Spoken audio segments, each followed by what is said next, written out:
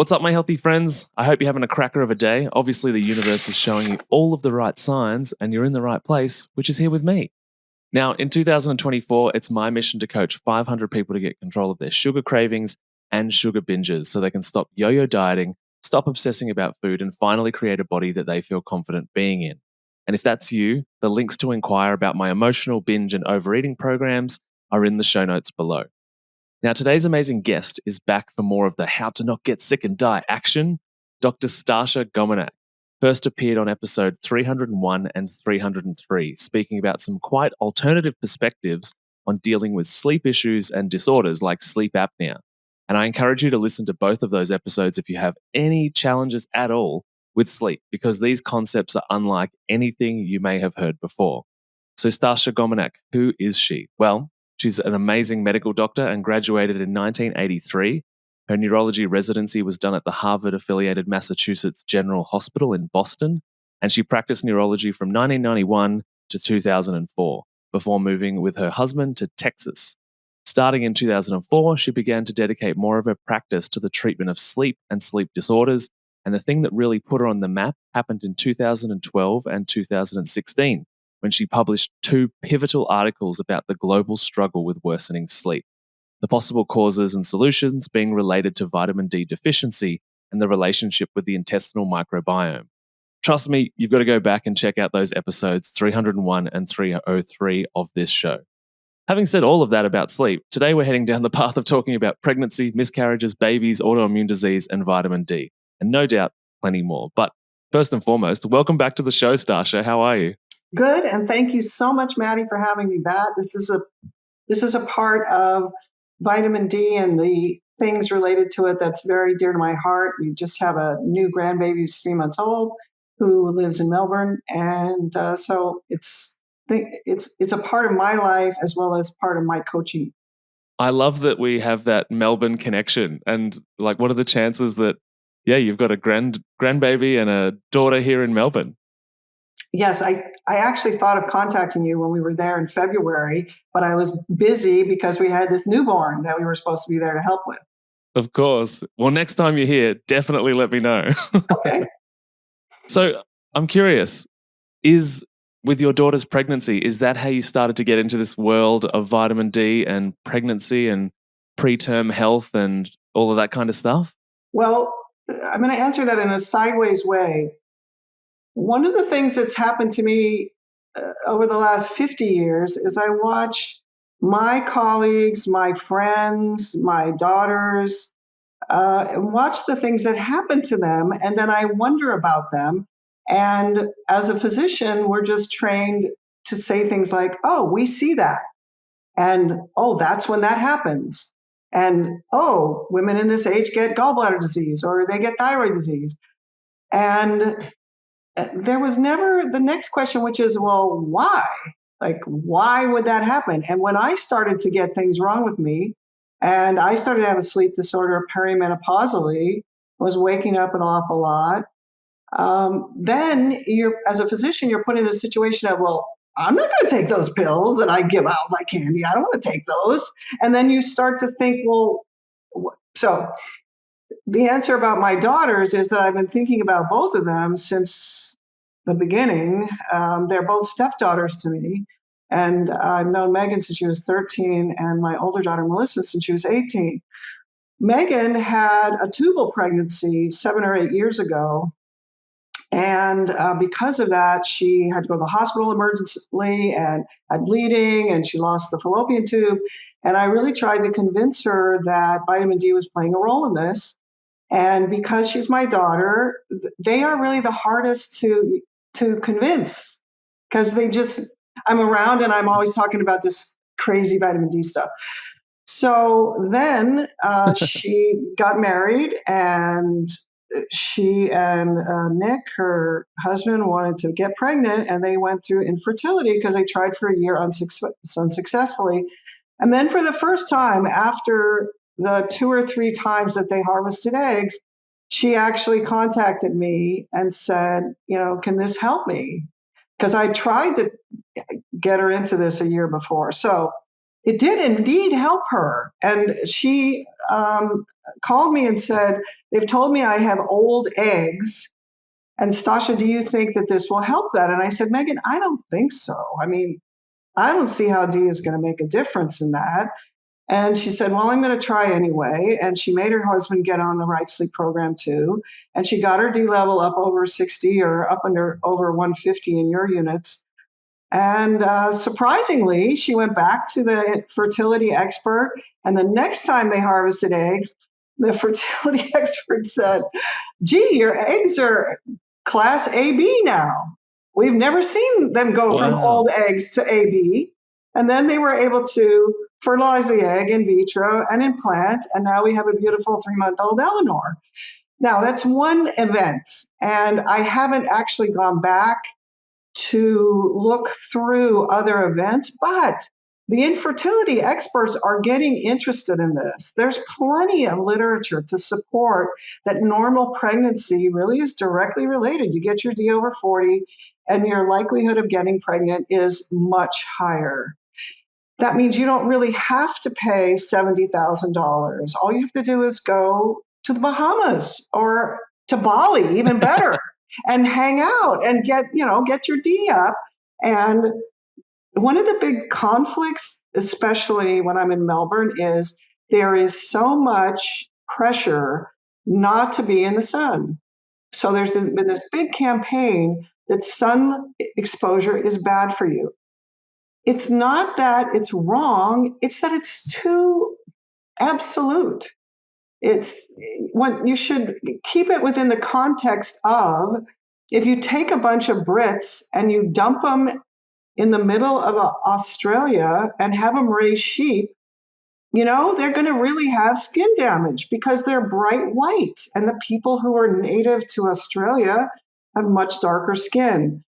If you picture it through the lens of, well, gee, we didn't know enough about this to give an appropriate recommendation, which was from the 80s, don't sunburn. Unfortunately, there's been a slow, steady trend within the dermatologists that I don't think is well based.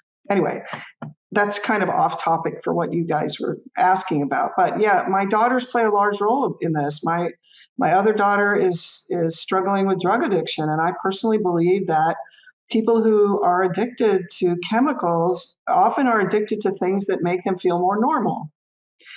And sugar can be one of those, that we use things to alter our mood when our mood is not really good to start with. And D plus all the stuff that we've talked about for the microbiome, and most importantly, sleep and what happens while we're sleeping, and all the chemicals that we make when we have normal sleep that make us curious and happy and want to go out and do stuff and have initiative. Those are all ultimately, oddly enough, linked to being outside more. Yeah, it's interesting that you say that because there's more and more people starting to speak out, and it's usually natural health professionals, because obviously medical professionals are a bit more fearful of the consequences. But yeah, the issue is, especially in a city like Melbourne, we're in winter at the moment, and so nobody's going outside at all, really. But most people work inside, they live inside, and then they go out to the beach for 8 hours after having a whole year of nothing. And obviously their skin has no resilience. They don't have that, solar conditioning, that solar callus.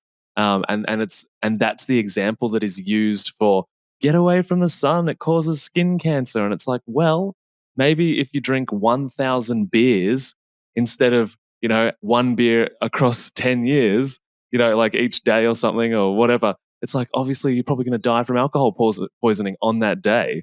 So it's just such a illogical recommendation because so many people go to the beach, once a month or once a week, and get all of that damage. But I think in regards to the pregnancy conversation and neonatal health and all of that kind of stuff, I read a bunch of the papers that you sent over, and that sent me down a rabbit hole of talking to midwife friends and a bunch of different things. But one of the things, now there was lots that really shocked me, but I'm going to start here because I think a lot of people would love to hear about this. But was the relationship between vitamin D and stretch marks.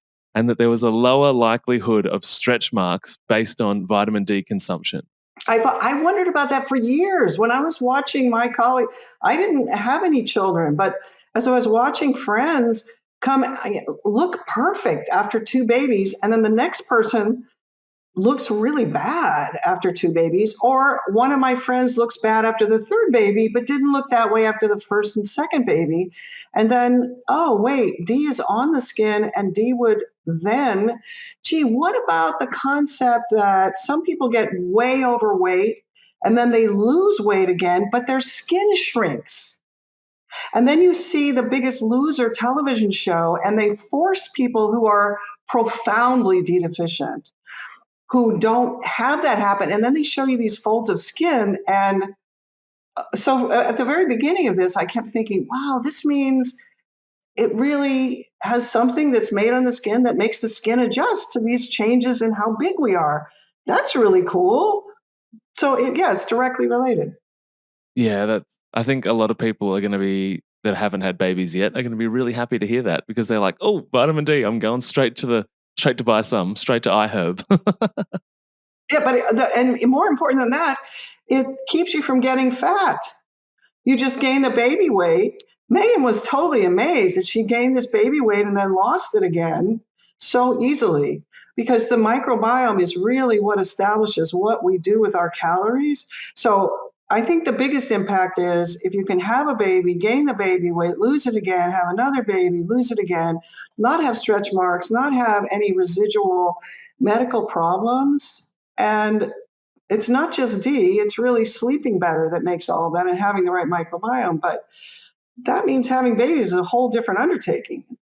What of the research that you looked through, what did you find was the most profound connection between vitamin D and either baby health or health of mum?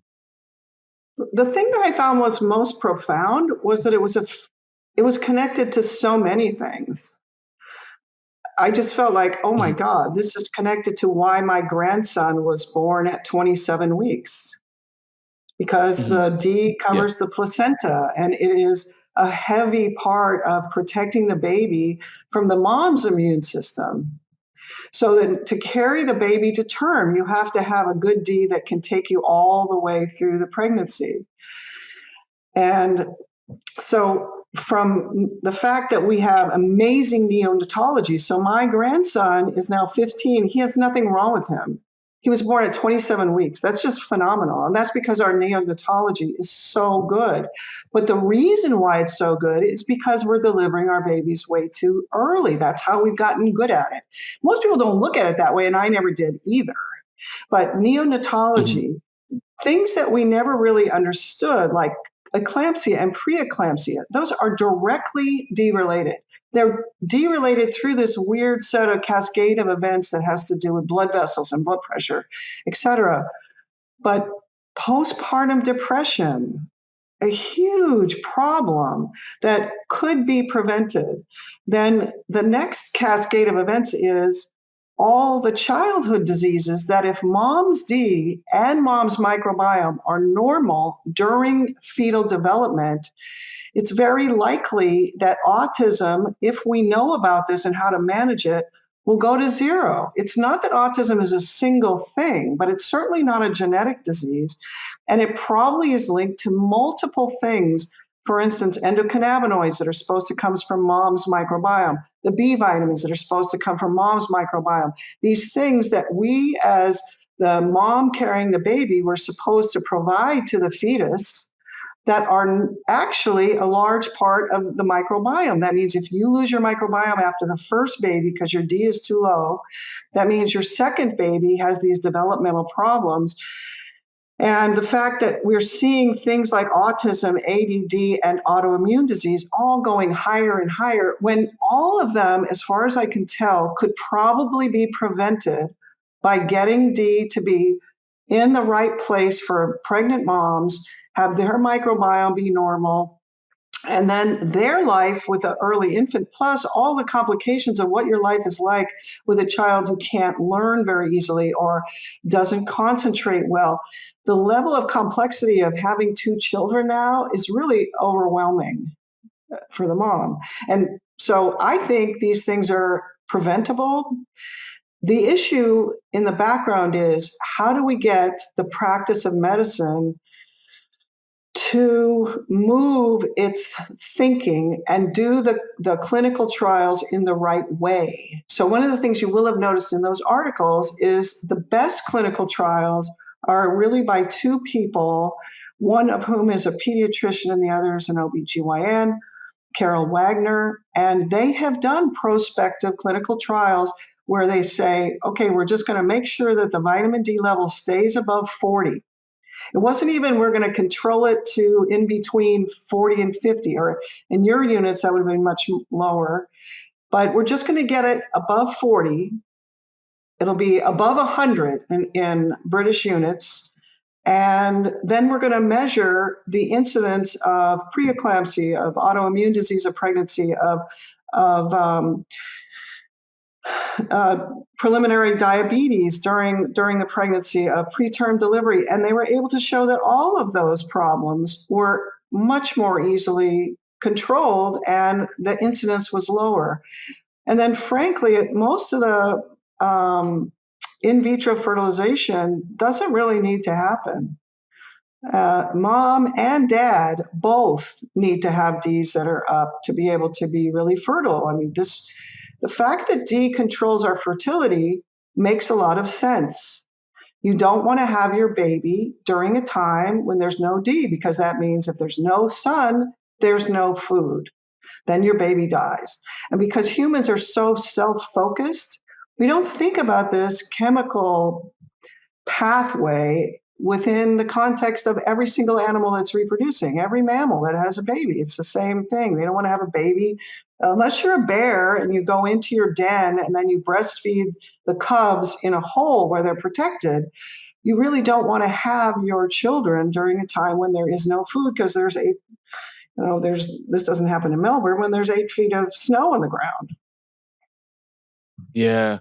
The thing that just came to mind as you were describing the lack of vitamin D, aka the lack of sun, or being in the darker, quieter months or the colder parts of the earth, was this idea that I guess we have these newborns and wrap them up, like, or we're already not outside very often, and then we wrap up these newborns, and so it's possible that these little newborns don't even get exposure to the sun anyway, because they're so protected in their prams and in whatever they're wrapped up in, on mum's chest or however. That, like, should we be lying our babies out in the sun?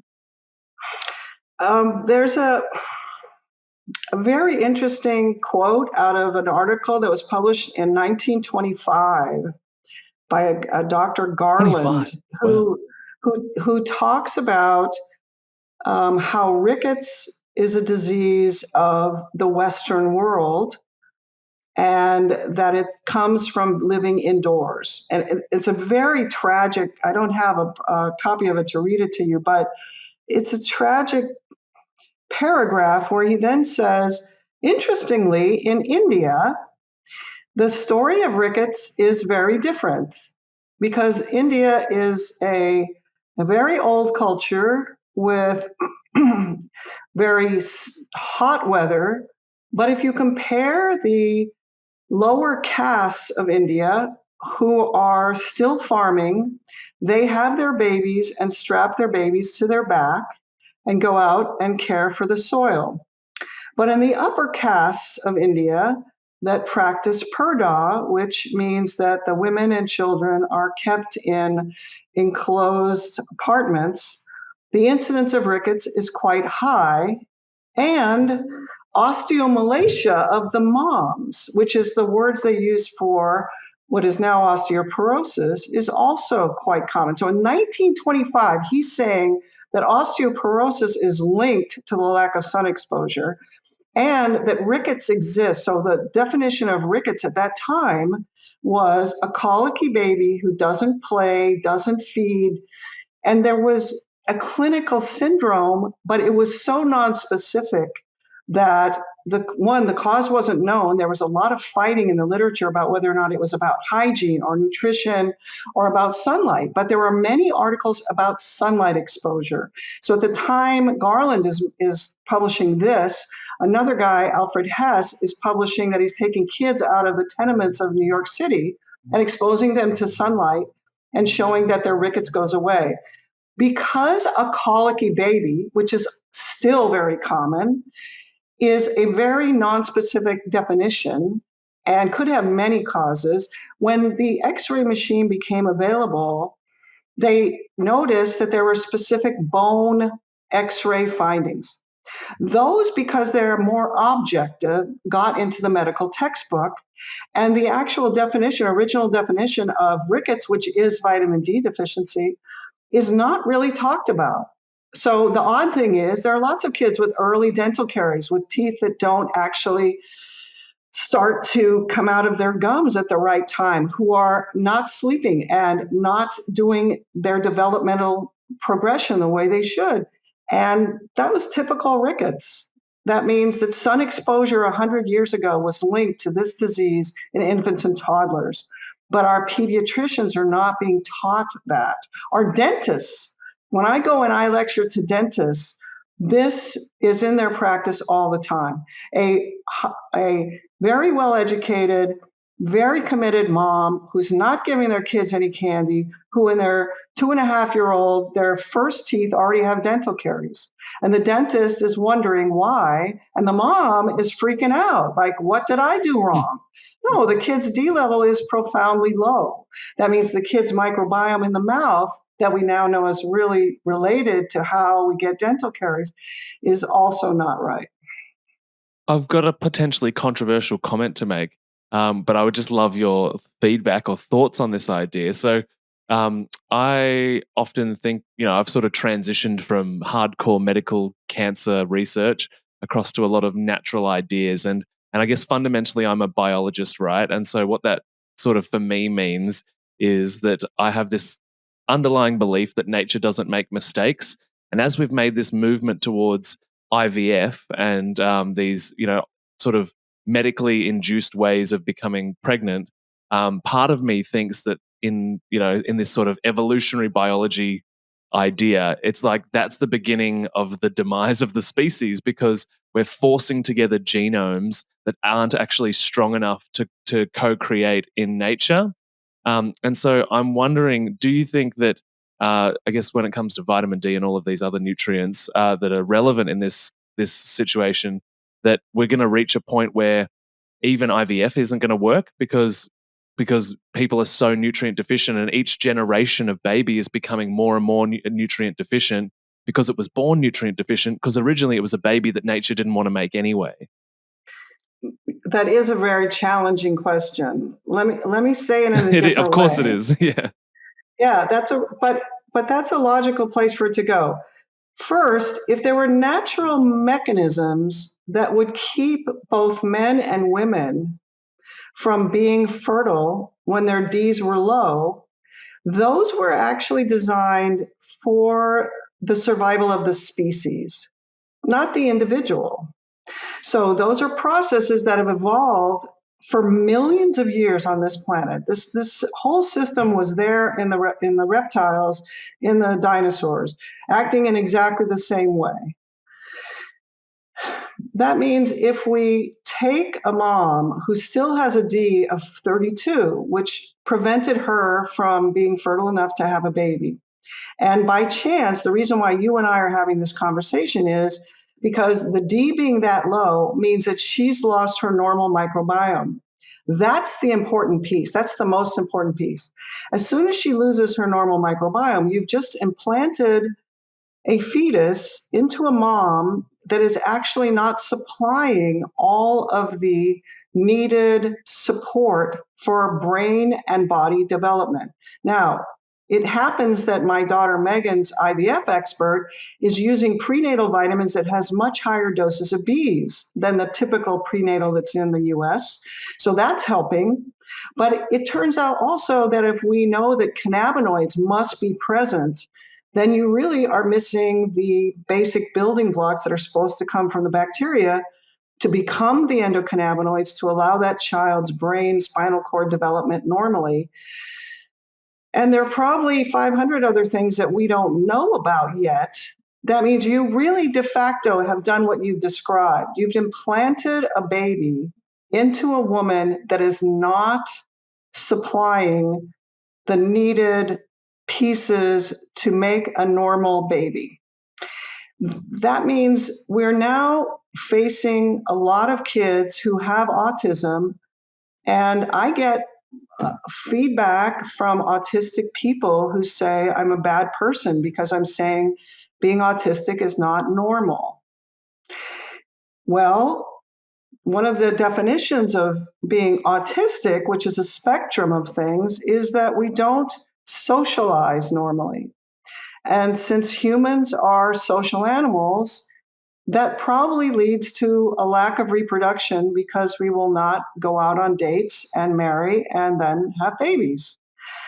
So ultimately, it is kind of a winding down of the normal reproductive cycles. Now, what that's going to mean is that the societies who are still living outdoors are going to take over for the rich white people.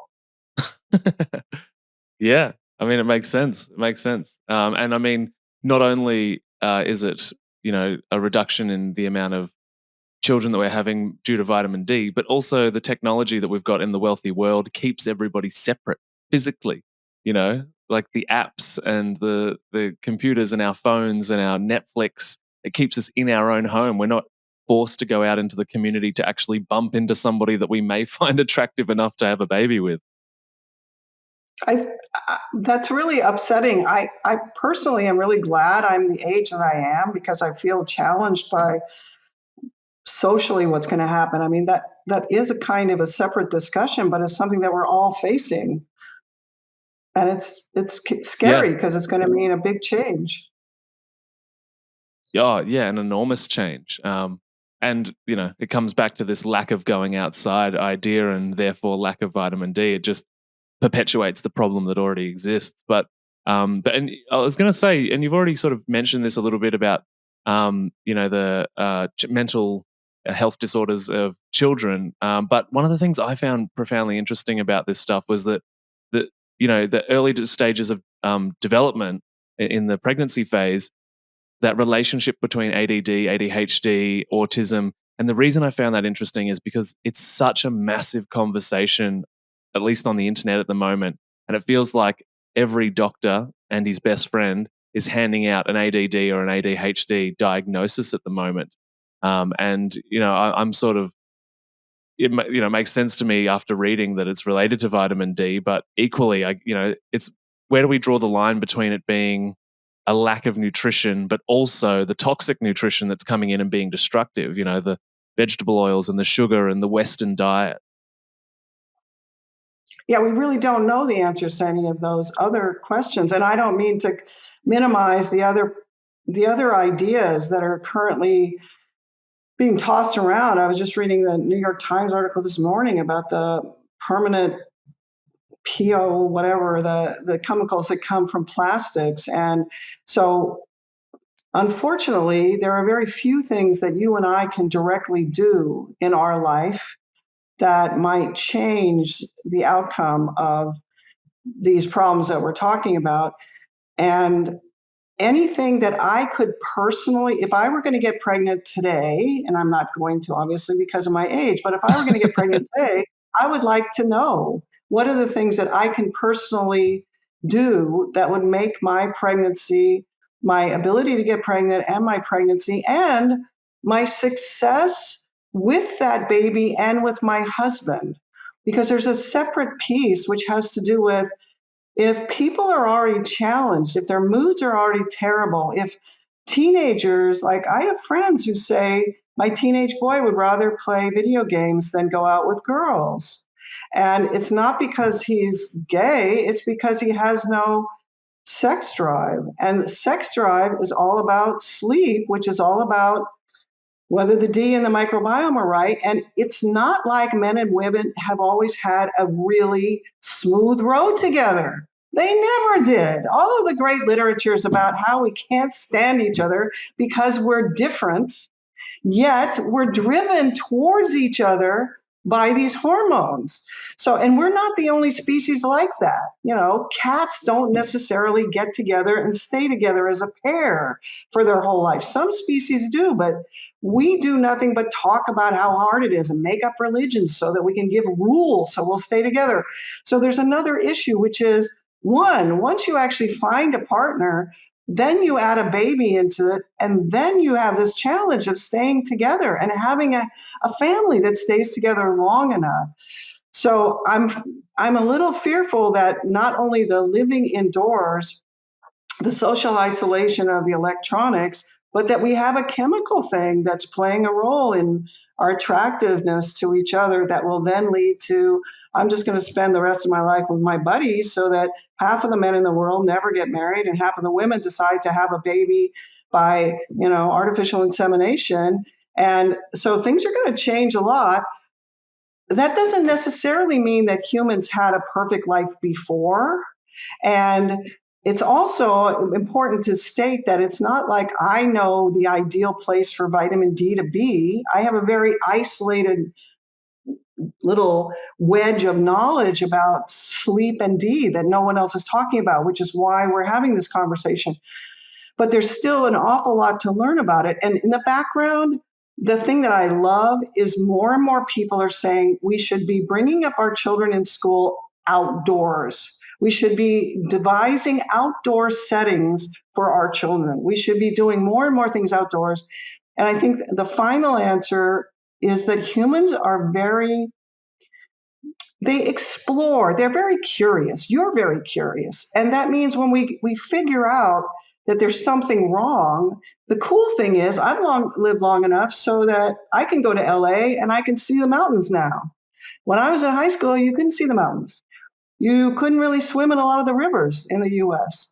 That means we're curious and we pay attention and we can reverse things that have gone the wrong way.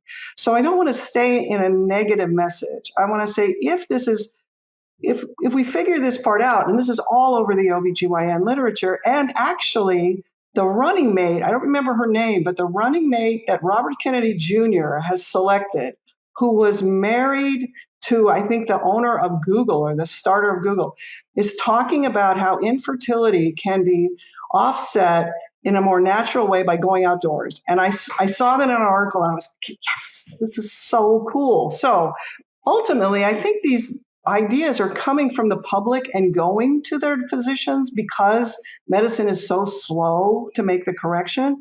But I think it's very possible to do it. So even though you and I are curious about what this road would lead to at the final end, and God knows we're not the only ones doing that. There are so many really sad TV shows and movies about where we're going to go if we go in the same direction, that I'm thrilled with the idea that the younger generation is going to learn this material and change the direction of where we're going. Yeah, I think speaking, on that idea of what you just talked about in regards to that positive idea of we can change, I can speak, and you probably know this as well, but I can speak as a man, and in the last, let's say, 5, maybe a little bit more years, we've really seen in the wellness community, and whether or not this is a societal or a cultural response to the idea of the progressive ideas of trans and all of that kind of gender identity stuff. But we're seeing in the natural health community and possibly the medical community this push towards the realization that most men's testosterone is really low, and that the feminizing of men is possibly a result of their hormone levels and less about the way that culture is showing up in our life. And it's probably a combination of both, right? And so, in regards to creating a healthy baby, you obviously want a healthy father that's got a healthy gut, healthy sperm, healthy testosterone levels. But we're also seeing this idea of, and I would include myself in this, I got my testosterone levels checked. They were literally half of my dad's. So my dad had his checked, which doesn't make any sense. I'm a natural health professional. I eat super well compared to the average Australian. There's so many factors that play into that. I sit at this computer trying to create this podcast and do all of this stuff. with my health and wellness business, and I'm sitting in a chair inside all of the time. I'm not doing manual labor, and so this idea that we've got these men that would rather sit in front of video games than chase women, which to me, like, if I think back to when I was much younger, I'm like, that is insane. I used to get in trouble all the time for chasing women around. But it makes sense to me. And I think it's a combination. Hormonal impulses are very difficult to distinguish as such because we humans make up stories that explain them. So there's a huge amount all the time coming out about what's right about this guy, what's wrong about that girl. We have the Bachelor show, we have all this stuff. But if you put us within the setting of all the other mammals, they're attracted to each other by hormonal things. Every single animal that has two sexes, which is most, and then plants on our planet too, you could go back to the question of why do we have two sexes in the first place? It's a lot easier just to bud off something. We have all our DNA. Why don't we just bud off another human just like me? So there's a basic reason why we need two sexes. And then that means I have to be attracted to and do something kind of weird with this other animal that I recognize as a male of my specific species. Every single animal has to do that. And yet they're successful. And I sit outside and I watch the birds, and when I'm snorkeling, I'm watching these fish and going, I wonder if that stripe is partially so they can, why are they all those colors? And why does the coral do this? And these are all things that are related in the same way as, why does my neighbor have a son who doesn't want to date and looks kind of girlish? And then if we make it socially appropriate not to comment on that we just accept everyone, no matter how they kind of all look alike now, instead of looking like two sexes, we've missed the bigger picture. Yeah, I love that sex falls into the category of this kind of weird thing that we have to do with each other. It is weird. Like, why would it has no positive survival advantage for the individual?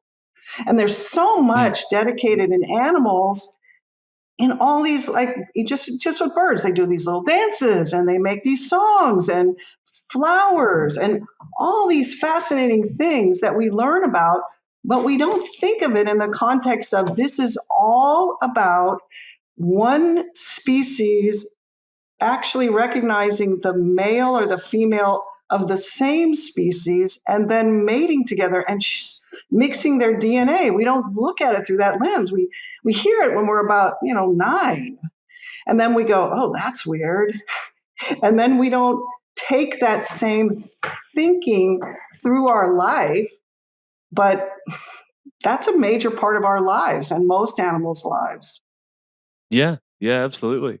I was going to say, probably many people don't know this, but when I was at university the first time many years ago, I just liked to show off a little bit, and so I used to get paid to do people's assignments, and that was a lucrative business at university. And I did a lot of midwifery and nursing assignments, and so something that I was really interested in after doing those assignments many years ago was just the drop with the vitamin D, circulating concentrations of vitamin D, the drop in cesarean section rates, because I did a bunch of assignments on VBACs.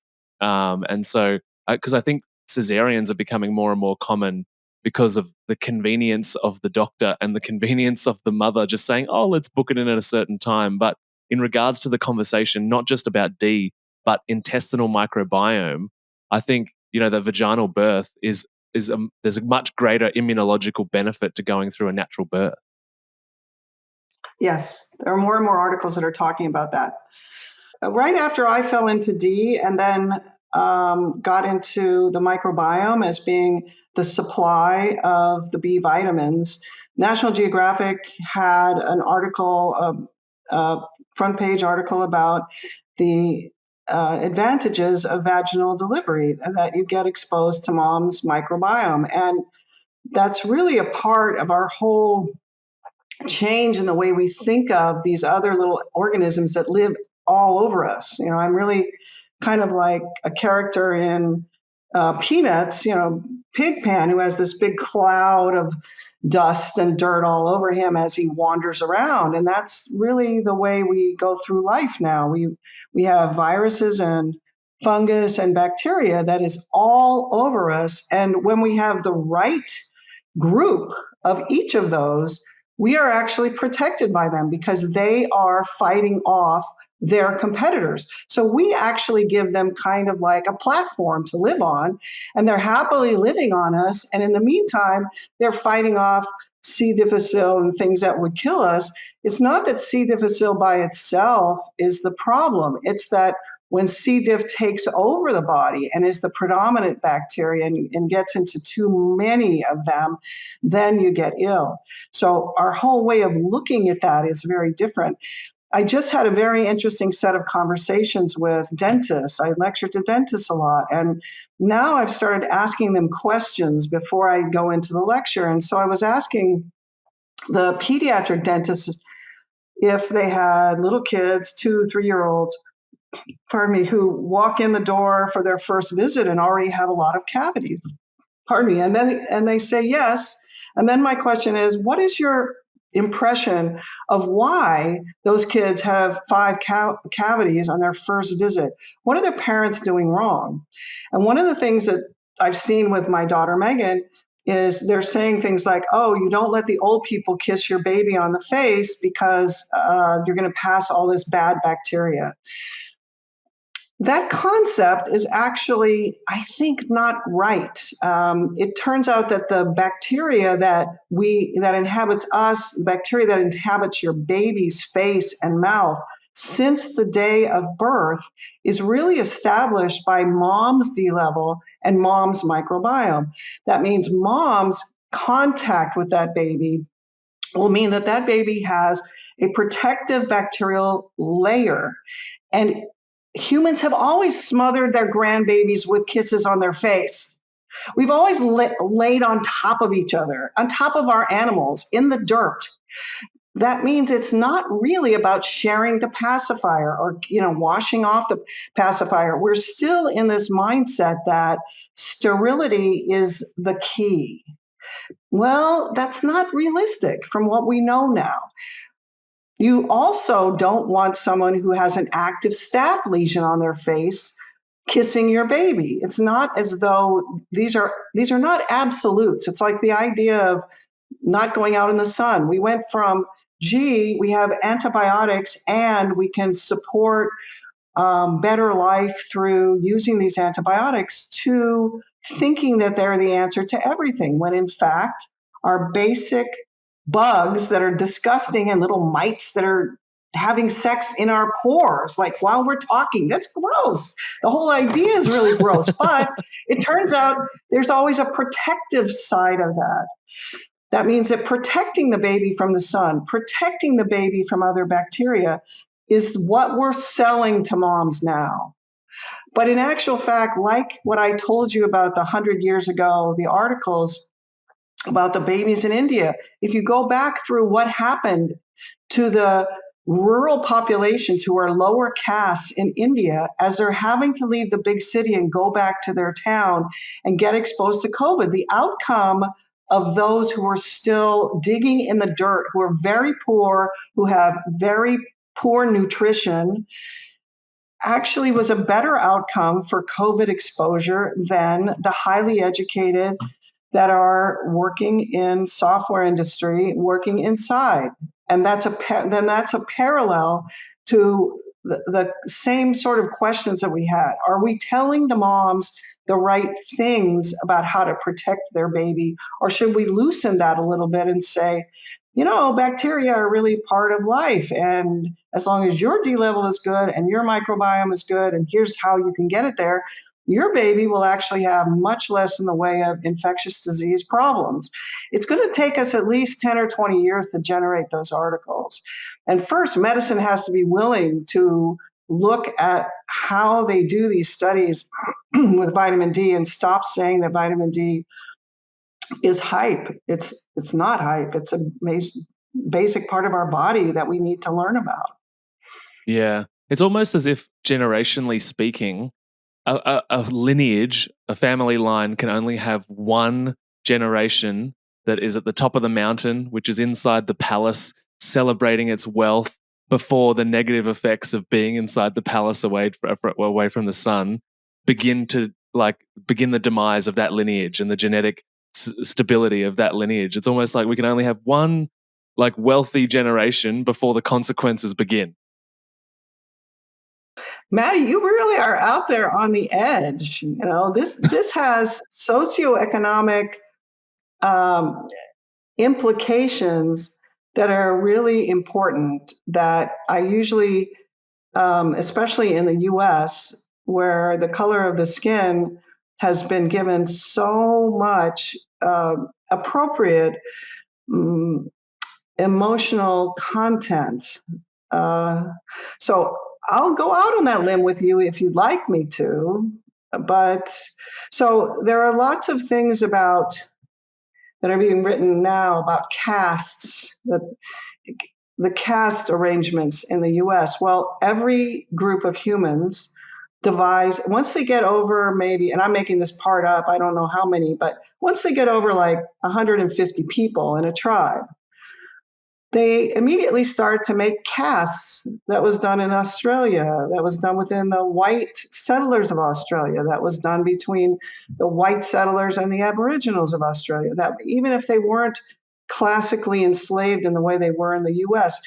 And it becomes quite obvious if you think about what it was like to be a Greek slave in a Roman household, that if you looked a lot like the family, it would be really hard to establish who was a slave and who wasn't a slave. You would have to tattoo them. You would have to put a necklace on them. You would have to find some physical feature that they couldn't get rid of to say, oh, that person is a slave, okay? If you go to Central Africa and you pick up a lot of people who have dark skin and they can't get rid of that, then you can just educate those people to say, you're worse than. You're not really able, because of these 52 things I just made up, to do this. If you read about Japanese culture, I just read Shogun again because it's on the television. They made this incredibly intricate caste system. India did the same. Chickens do the same. So does every animal that comes together as a group. The chickens do it. There's an A chicken and a B chicken. That's why we call it pecking order. Animals that are mammals that actually hunt together as a group, like wolves, always have an alpha male so we all do that. Then we wrap these stories into things like D, which is really unfortunate, because what that means ultimately, when I fell into this D stuff, I thought, the socioeconomic standing of African Americans in our country has been so challenged anyway. And now, when they do everything the doctor tells them to do, and they want to be good parents, and they cover their kids with sunscreen, their child is put in a situation where they don't sleep, and therefore they can't learn. And that kind of guarantees that they'll stay in a lower socioeconomic group. It means you've taken what was a social caste system imposed from the outside, and you've made an accompanying biologic stumbling block that makes it hard for them to get out of bed, hard for them to go to work, hard for them to actually do the basic things that humans want to do. That was, to me, like overwhelming. I actually sent a letter to Michelle Obama right when they were first elected. That's how long ago that was. That's not something I talk about on any other podcast because it's too socially inflammatory. But to me, I was so angry about that because medicine could have done better. Medicine didn't look at this the right way. And there were some authors who were looking at it the correct way from the beginning. And they made a choice not to look at that way. Yeah, that's so interesting. I want to have a whole other podcast conversation about that.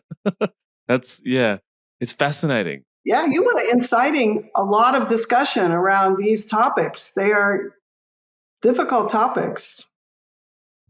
Completely. I would argue that one of the issues with today's social media world is that, and journalism, is that everything is extremist clickbait. And that's part of the problem, is because nobody's willing to sit down and have long form discussion, which is why I love the podcast, because we're able to have an entire hour of conversation about a topic where, somebody doesn't just grab 4 words that I said and say, oh my God, this horrible human. It's like somebody could extract from this podcast that I think IVF is the worst thing ever, right? Which is not what I said. So I'm a big believer that a lot of the journalism that's out there is designed to inflame the public, and it probably has been for 1,000 years. To be totally honest, it's probably been the job of journalism. But I think these conversations have to happen. Otherwise, they just stay as inflammatory issues and nothing gets solved. I completely agree. I think there will, but I'm pretty sure that there will be some, well, maybe that's what you want. There'll be some points of discussion that are very emotionally laden.